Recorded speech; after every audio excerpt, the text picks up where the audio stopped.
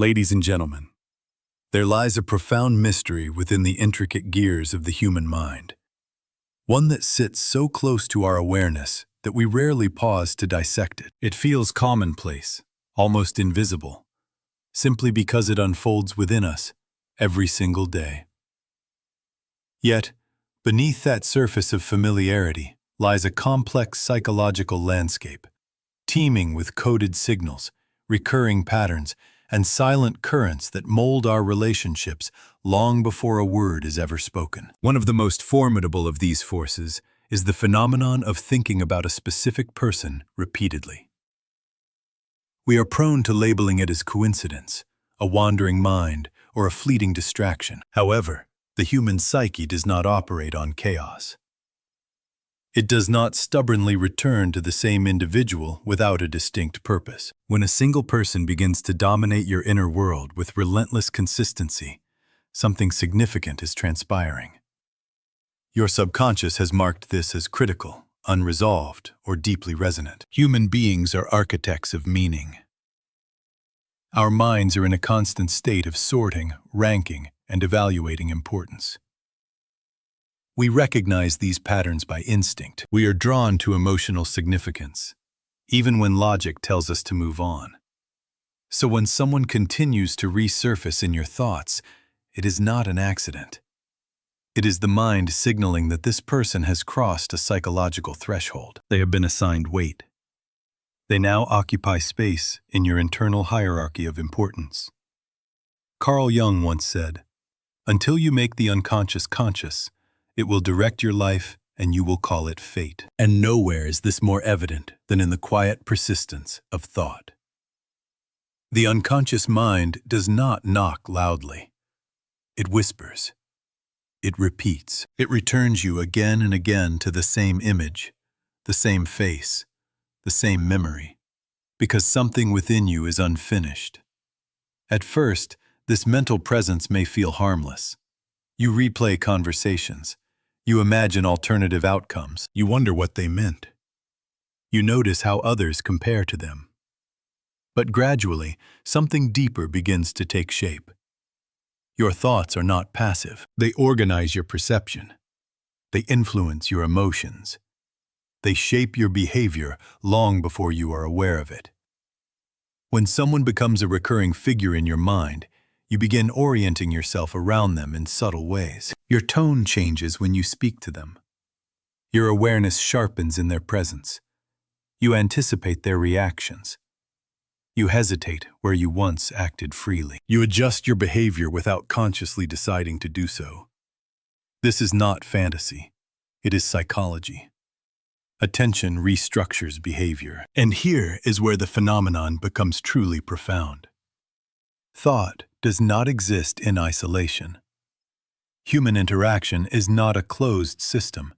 It is reciprocal, a feedback loop of attention, emotion, and perception. The moment someone becomes significant in your inner world, that significance begins to leak outward into your interactions, your expressions, your energy. You send signals without intending to.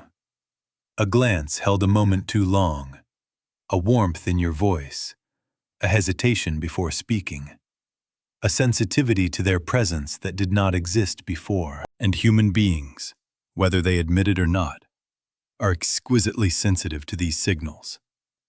They register them below the level of conscious thought. The person you keep thinking about begins to feel something shift. They may not understand it, they may not label it, but they sense a change in the emotional atmosphere between you. A subtle pull, a curiosity, a heightened awareness. Something that did not exist before now quietly does. This is not mystical. It is not supernatural. It is the psychological reality of human connection. We are wired to detect attention, especially when it is directed at us consistently.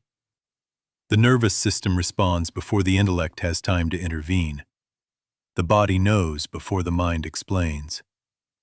When two people enter each other's mental landscapes, even asymmetrically at first, influence begins. Your attention alters the way you engage with them, and that altered engagement becomes data for their mind. They begin responding to cues they cannot quite name. Their perception of you shifts. Their emotional state subtly reorganizes itself around the new pattern. Attention in this sense is a force. It creates gravity, and gravity pulls. As your focus deepens, the relational field between you changes. Conversations feel different. Silence feels charged. Presence carries weight. You are no longer neutral figures in each other's world. Something is forming beneath the surface, invisible yet active. Carl Jung observed, "The meeting of two personalities is like the contact of two chemical substances. If there is any reaction, both are transformed." The reaction does not require confession. It does not require intention. It only requires sustained presence in the inner world of another. Your thoughts shape your reality first. They determine what you notice, what you value, and what you invest emotional energy in. When a person rises to the top of that internal hierarchy, they become integrated into your psychological system. You begin orienting decisions in their direction. You measure experiences against them. You feel their absence more sharply. You replay their presence more vividly. And this internal reorganization does not remain private. The other person begins to feel the consequences. They think of you more often than before. They react differently when you appear. They interpret your words with greater sensitivity. They sense an undercurrent that was not there previously. Something in their inner world rearranges itself because something in yours already has. This is the essence of human relational psychology. Attention shapes reality, not only internally, but interpersonally. Before any action is taken, before any declaration is made, before any decision is conscious, the invisible architecture of connection is already being constructed. And this architecture rests on a single foundation: significance. When someone occupies your thoughts repeatedly, your mind is pointing toward unfinished meaning, a question unresolved, an emotion unintegrated, a possibility not yet understood. And wherever there is unfinished meaning, transformation is already underway. What you are experiencing is not mere fixation. It is a psychological signal, a compass, an invitation to examine what part of you has been activated, what aspect of your inner world has been stirred. And as this process continues, the person at the center of your thoughts does not remain untouched. They begin to respond, to feel, to shift. Even if they cannot explain why, your attention has already entered their world. Thought is not passive. Emotion is not contained. Attention is not harmless.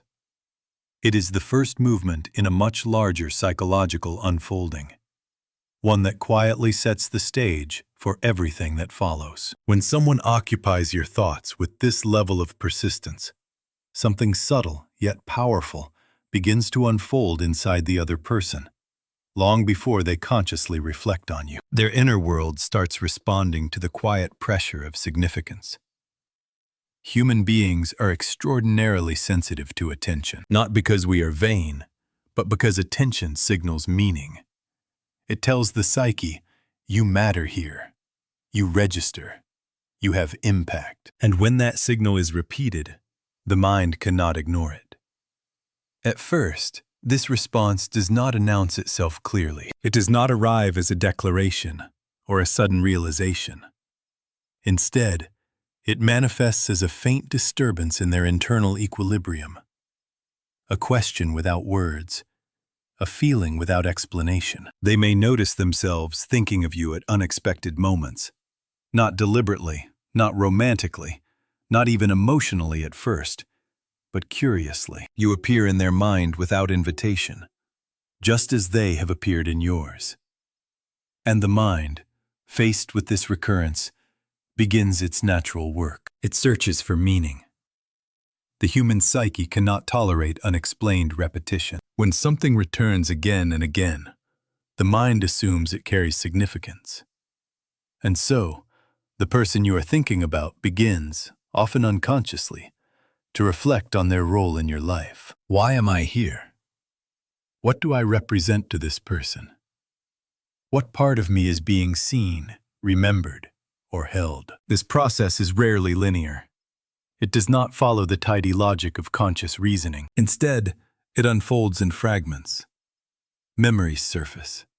Small moments gain disproportionate weight. Interactions that once felt neutral begin to feel charged with implication. The mind starts drawing invisible lines between past encounters and present sensations, trying to understand why this particular connection feels alive. This is the beginning of self-reflection, induced by attention. Your focus acts as a mirror, forcing the other person to see themselves differently, not as a solitary individual moving through the world untouched, but as someone who exists meaningfully in another's inner landscape. And that realization, whether acknowledged or resisted, has consequences. Carl Jung wrote, "The soul demands your attention, or it will make itself known in uncomfortable ways." Attention from another often awakens the soul, precisely because it disrupts the illusion of invisibility. To be held in someone's thoughts is to be seen at a depth that bypasses performance and social masks. And the psyche responds to this exposure by turning inward. They may begin to examine their behavior around you more closely. Words spoken casually before are now replayed internally. Gestures are reconsidered. Silences are reinterpreted. This is not narcissism. It is self-assessment. The mind recalibrating itself in response to perceived importance. What is striking about this process is how involuntary it is. One cannot simply decide not to be affected by attention. The nervous system reacts before the ego has time to construct defenses. Even resistance is a form of engagement. Even denial acknowledges the presence of something that must be denied. As reflection deepens, the person may start asking themselves questions that feel oddly personal and yet unavoidable. What do I evoke in this person? Why do I feel different when I am around them? What part of myself comes alive, or becomes tense, or feels unusually exposed in their presence? These questions are not always conscious. Often they appear as moods, hesitations, or subtle emotional shifts. A seriousness that enters the room, a warmth that feels unfamiliar, a discomfort that signals vulnerability. Attention brings awareness, and awareness brings responsibility. To be significant to another is to be confronted with one's own capacity to influence. And influence is unsettling. It demands reflection. As this internal process unfolds, behavior begins to change quietly but measurably. The person may become more deliberate around you, less careless with words, more attentive to your reactions. They may notice themselves holding back or leaning in without understanding why. These are not strategic choices. They are instinctive adjustments produced by heightened self-awareness. They may begin to sense that their actions matter in a way they did not before, that they are being registered, remembered, perhaps even carried internally by someone else. This realization shifts posture, tone, and presence. A human being who feels seen does not move through the world the same way. Your attention has altered the context in which they experience themselves, and this effect does not remain confined to moments when you are together. It seeps outward into their broader inner life. They may find themselves reflecting on patterns in their relationships, on how they show up for others, on how they manage closeness and distance. Your focus has activated a wider process of introspection. Sometimes this reflection brings clarity. Sometimes it brings discomfort. Being significant to another forces confrontation with one's own emotional availability, integrity, and desires. It exposes contradictions that were easy to ignore in isolation. Why do I respond to this person differently? Why do I feel both drawn and unsettled? Why does their attention matter more than I expected? These questions do not demand immediate answers, but they reshape the terrain of the psyche. The person begins to understand themselves differently because you have positioned them differently in your inner world. This is how attention transforms identity. Not by force, but by invitation. Not by instruction, but by presence. And here is the paradox. The more they sense your attention, the more they reflect on themselves. The more they reflect, the more emotionally engaged they become. And the more engaged they become, the more responsive they are to you. A quiet feedback loop forms, deepening the psychological connection, without either of you consciously choosing it. This loop is powerful because it operates beneath awareness. It does not rely on promises or declarations. It relies on resonance, on the simple fact that one human mind has made room for another, and that room has been felt. As reflection continues, dormant aspects of the person may begin to surface. Desires long ignored, vulnerabilities long protected, questions about connection they thought were settled. Your attention has disturbed the equilibrium, and disturbance is often the precursor to growth. Carl Jung observed, "One does not become enlightened by imagining figures of light, but by making the darkness conscious." Being held in someone's thoughts often illuminates both light and shadow. It reveals what we long for and what we fear. It forces awareness of emotional truths that are easier to avoid when we believe no one is paying attention. This is why your persistent focus is never neutral. It calls forth reflection. It invites self-examination.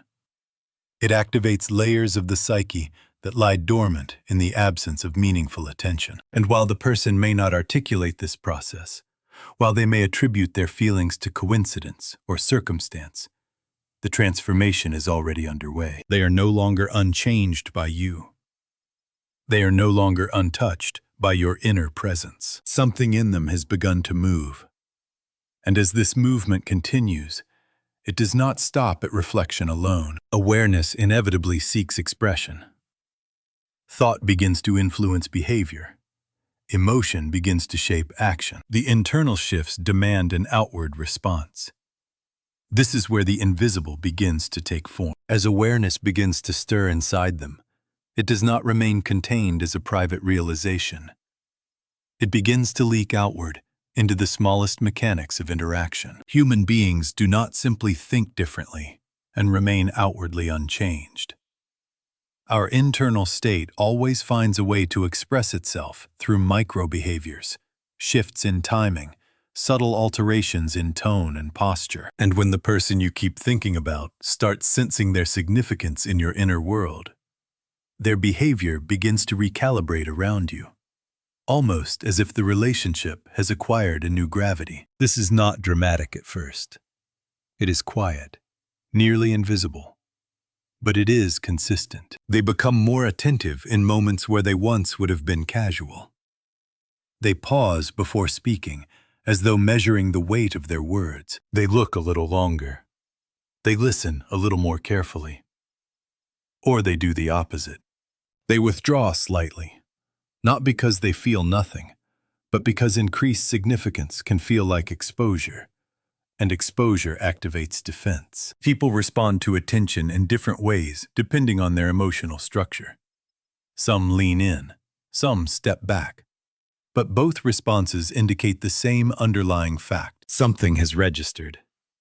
You begin to notice it in timing, the speed with which they reply, the hesitation before responding, the way their energy shifts when you enter a space, the way they become more aware of your presence than they were before. They may not name it, but their nervous system has tagged you as emotionally relevant.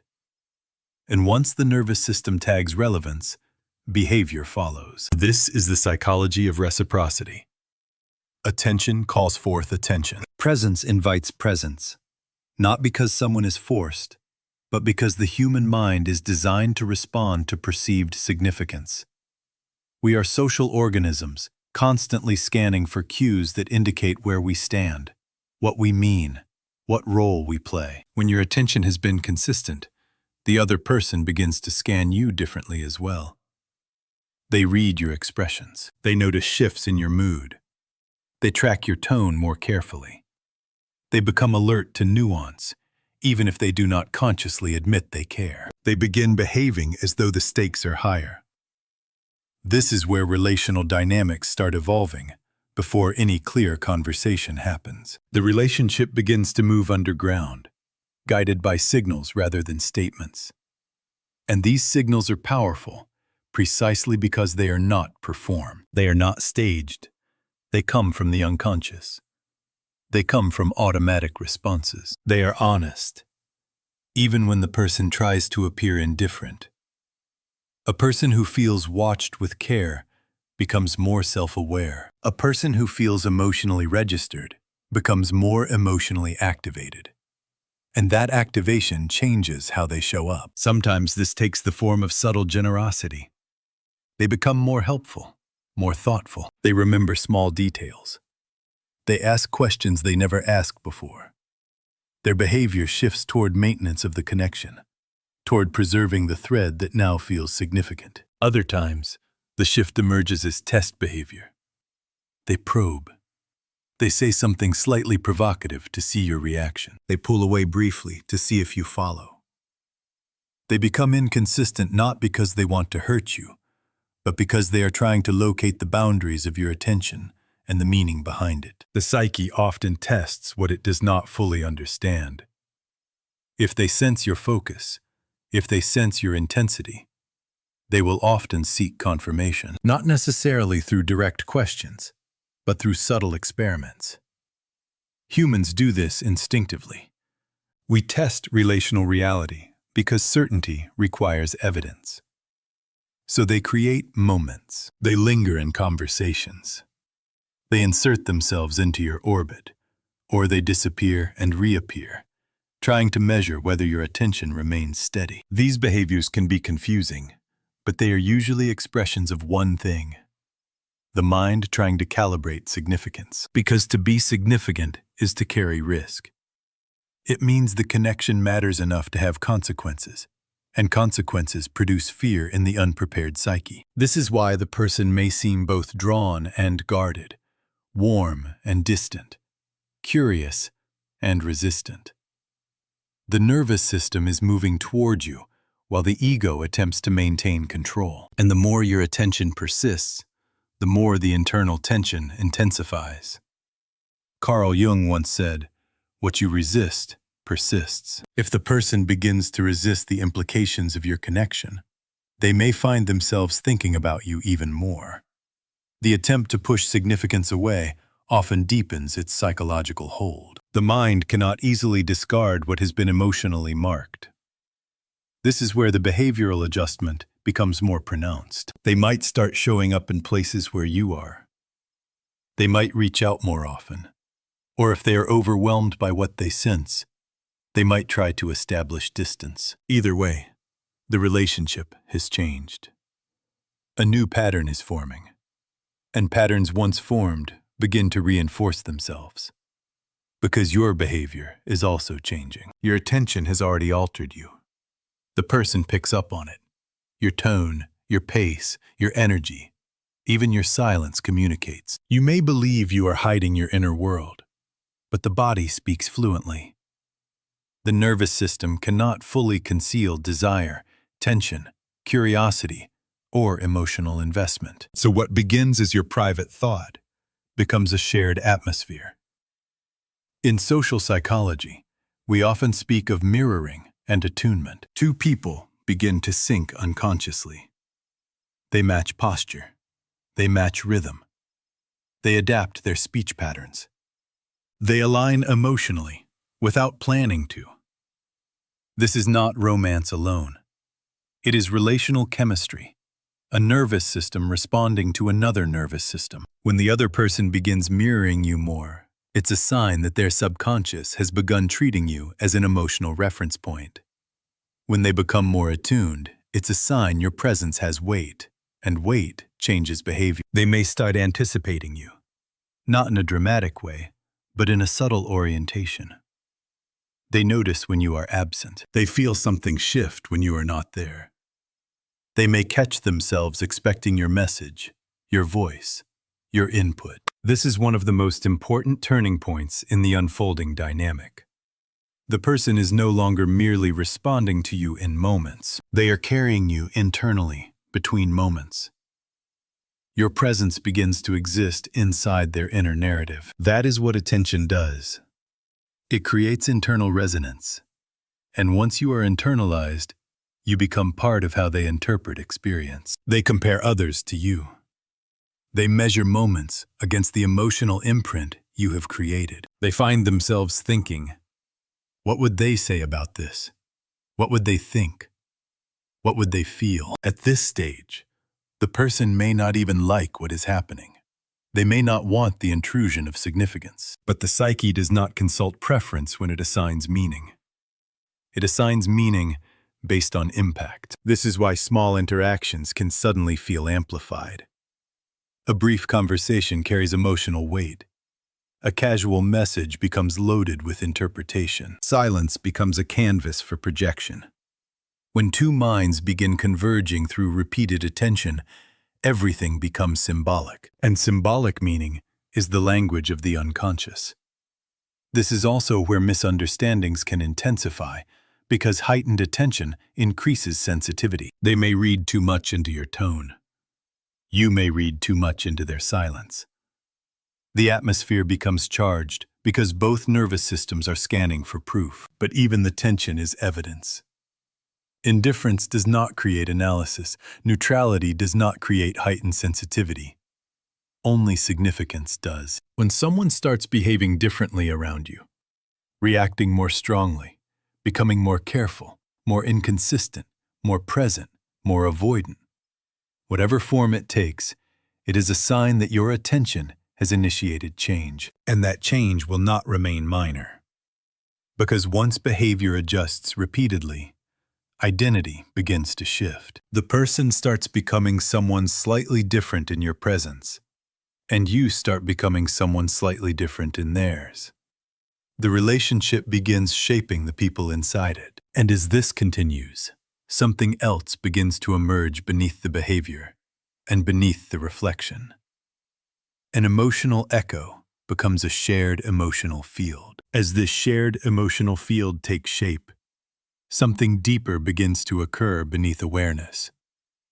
The connection is no longer sustained merely by thought, reflection, or behavioral adjustment. It becomes emotional resonance, a state in which two inner worlds begin responding to each other, even in the absence of direct interaction.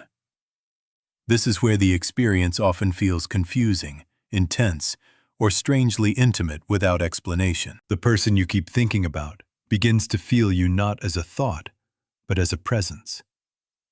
Emotional resonance is subtle. It does not announce itself loudly.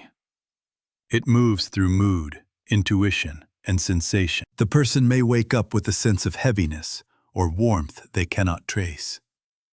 They may feel unusually reflective, restless, or emotionally stirred without an obvious cause. Their mind may return to you during quiet moments, not because they decided to think about you, but because something in their emotional landscape has been activated. This is the emotional echo of sustained attention. The psyche does not process attention as neutral data. It processes it as meaning, and meaning carries emotional charge. When someone has been made significant in another person's inner world, that significance reverberates. The emotional system begins responding even before conscious thought catches up. They may feel drawn toward you without understanding why, or unsettled in ways they cannot explain, or comforted by the mere thought of you. Even if the relationship itself remains undefined, these emotional states are not imagined. They are the nervous system responding to perceived relational relevance. The important distinction here is that the emotional echo does not depend on physical proximity. It does not require conversation. It does not even require mutual intention. It emerges from sustained psychological engagement, from the repeated holding of another person in mind with emotional energy. And emotional energy, once generated, does not remain contained. This is why the person may experience emotional shifts that seem disproportionate to the actual interaction between you. A small exchange carries unexpected weight. A brief silence feels louder than it should. A minor change in tone creates an outsized reaction. The emotional field has become sensitive because it has been activated repeatedly. As this sensitivity grows, the person becomes more emotionally attuned to you. They feel your presence more strongly when you are there, and in your absence, more sharply when you are not. Their emotional baseline subtly reorganizes itself around the connection. Even if they resist acknowledging it, they may find themselves replaying moments they thought were insignificant. They may attach meaning to gestures that once felt neutral. This is not obsession. It is emotional calibration. The psyche is trying to understand a signal that keeps repeating. Sometimes this emotional resonance produces longing, sometimes anxiety, sometimes tenderness, sometimes confusion. The form it takes depends on the individual's emotional history, attachment patterns, and capacity for vulnerability. But the presence of the echo itself indicates one thing clearly. The connection has moved beyond cognition and into feeling. And feeling is where human behavior becomes most consequential. At this stage, the person may experience inner conflict. Part of them responds to the emotional pull. Another part attempts to maintain equilibrium. They may oscillate between closeness and distance, clarity and confusion, openness and withdrawal. This oscillation is not instability for its own sake. It is the psyche negotiating significance. To feel emotionally affected by someone without clear structure or explanation challenges the ego's need for control. And when control is challenged, defenses emerge. They may rationalize their feelings away. They may tell themselves it is coincidence, stress, or imagination. They may redirect their attention elsewhere. But emotional resonance is not silenced by explanation. It persists, quietly influencing perception from beneath the surface. This is why the person may react strongly to things that seem small, why they may feel protective, curious, or reactive in ways they do not fully understand. Emotional resonance creates a sense of stake, and where there is stake, there is vulnerability. Your attention has made them vulnerable. Not because you intended to, not because they chose it, but because sustained significance opens emotional channels. And once opened, those channels seek expression. This is often the point where emotional truth begins pressing toward consciousness. The person may start asking themselves deeper questions, not just about you, but about themselves. Why does this affect me? What does this reveal about what I want? What am I avoiding by not naming this? These questions arise not from logic, but from emotional pressure. The psyche seeks coherence. It cannot tolerate unresolved resonance indefinitely. Carl Jung captured this dynamic when he said, "Emotion is the chief source of all becoming conscious." It is emotion that forces awareness, emotion that brings the unconscious into view. And when emotional resonance persists, something must eventually surface. It does not remain static. It wants direction. This is where subtle shifts in decision-making begin. Choices that once felt neutral are now weighed differently. Time allocation changes. Priorities reorganize. The person may find themselves gravitating towards situations that increase proximity to you, or distancing themselves to regain emotional control. Either movement is meaningful. The feeling that the relationship is moving, even if no one is steering it consciously. This is not destiny. It is psychological momentum. This is the quiet power of attention. It does not force outcomes. It creates conditions. It is no longer merely psychological. It is directional. It has momentum. It is bending perception, emotion, and behavior toward a point of convergence. Something is forming beneath awareness, pulling both inner worlds into alignment. And as this alignment strengthens, it begins influencing not just how the person feels, but where they are going. As this momentum continues to build, it begins shaping not only how the other person feels, but how they orient themselves in the world. Attention, once sustained, does not merely influence moments. It alters direction. It bends trajectories. The person may not consciously decide to move toward you, but they begin, quietly and incrementally, to move toward the meaning you represent. This movement rarely announces itself dramatically. It shows up in small choices that feel natural rather than deliberate. They find reasons to cross your path. They create openings for interaction, or they pause before making decisions that would distance them from you. Your presence becomes a reference point, not as an obligation, but as an internal coordinate their psyche has integrated. This is what psychological convergence looks like. Two inner worlds gradually aligning through sustained attention, emotional resonance, and repeated awareness. It is not control. It is not persuasion. It is alignment through significance. The human mind orients itself toward what feels meaningful. And meaning is not chosen arbitrarily. It is constructed through repetition, emotional charge, and unresolved psychological material. When you hold someone in your thoughts persistently, you are assigning them a role. You are placing them within the architecture of your inner life. And that placement creates a pull, not because they owe you anything, but because the psyche responds to being positioned. As the person senses this positioning, they begin adjusting their own internal map. They start considering how their life intersects with yours, how their choices ripple in relation to you, even if they resist the idea of connection. Resistance itself confirms engagement. The psyche does not push away what is irrelevant. It pushes away what matters and feels dangerous to ignore. At this stage, something subtle but decisive occurs. The person begins facing an internal threshold. Remaining unaware becomes uncomfortable. Remaining unchanged feels increasingly unnatural. The emotional, behavioral, and perceptual shifts demand integration. They may not act immediately. These questions are not theoretical. They carry emotional consequence. And because of that, they influence decision-making in ways the person may not consciously recognize. This is where trajectories begin to bend. The person may start making choices that align with the emotional current between you, or they may attempt to choose against it. But even opposition acknowledges the presence of a force. Neutrality is no longer available. And as their trajectory shifts, so does yours. Because convergence is reciprocal. As they move, you feel it. As you feel it, your attention responds.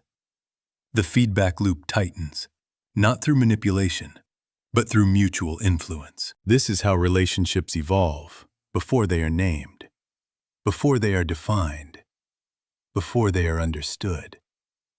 There is an invisible architecture beneath human connection that most people never examine. It is built from attention, emotional resonance, reflection, and response. And once constructed, it guides behavior quietly, but persistently. What makes this process so powerful is that it respects autonomy. No one is forced. No one is compelled. Each person moves according to their own psychological structure. And yet, movement occurs. Alignment happens. Paths bend. This is the paradox of human connection. The deepest influences are often the least visible. And with this understanding comes responsibility. Because if attention is a force, then it carries ethical weight. What you repeatedly hold in your mind matters, not only for you, but for the person you are holding. Your focus can illuminate, but it can also burden. It can awaken, but it can also unsettle. To think deeply about someone is to enter their life, even silently. It is to participate in shaping their emotional landscape. And while this influence is not absolute, it is real. This does not mean you should fear your thoughts. It means you should respect them. It means recognizing that your inner world is not sealed off from the outer world. That consciousness is participatory. That what you attend to grows, and what grows begins to move. When someone lives in your mind day and night, it is not a trivial experience. It is a signal, a psychological marker pointing toward meaning, toward unfinished emotional material, toward a connection that has already begun shaping reality. And whether that connection becomes closeness, clarity, distance, or resolution, it will not leave either of you unchanged. Because attention transforms. It transforms perception. It transforms emotion. It transforms behavior. And over time, it transforms direction. This is not destiny. It is human psychology unfolding as it always has, beneath awareness, beneath language, beneath control. So, if an individual stubbornly refuses to leave your thoughts, do not simply write it off as a fabrication of your mind. Do not diminish it by labeling it a mere coincidence. Instead, inquire within. What specific dormant part of you has been awakened? What lesson is demanding to be woven into your fabric? What fundamental truth is standing there, waiting for your validation? And comprehend this reality. The person occupying your mind is already feeling the impact. It might be gradual, it might be faint, but it is undeniably occurring. Your focused attention has already crossed the threshold into their existence. This is the silent dominion of the psyche, the silent burden of high consciousness. It is the quiet marvel of human entanglement. The burdens you carry in your thoughts are never truly invisible. The object of your attention is never lifeless. Whatever you sustain with emotional voltage eventually manifests as real. And within that comprehension exists both a warning signal and a ray of hope. The warning is to remain vigilant regarding the energies you emit. And the hope is that your focus, when steered by self-awareness, honesty, and honor, can serve as a bridge rather than a load to bear. A bridge connecting two internal universes. A bridge spanning the distance between two lives, because every profound connection ignites long before a single word is ever vocalized. It starts in the thought process, in the gaze, and in the silent acknowledgement that a person has value. And once that acknowledgement takes root, the world never stays quite the same.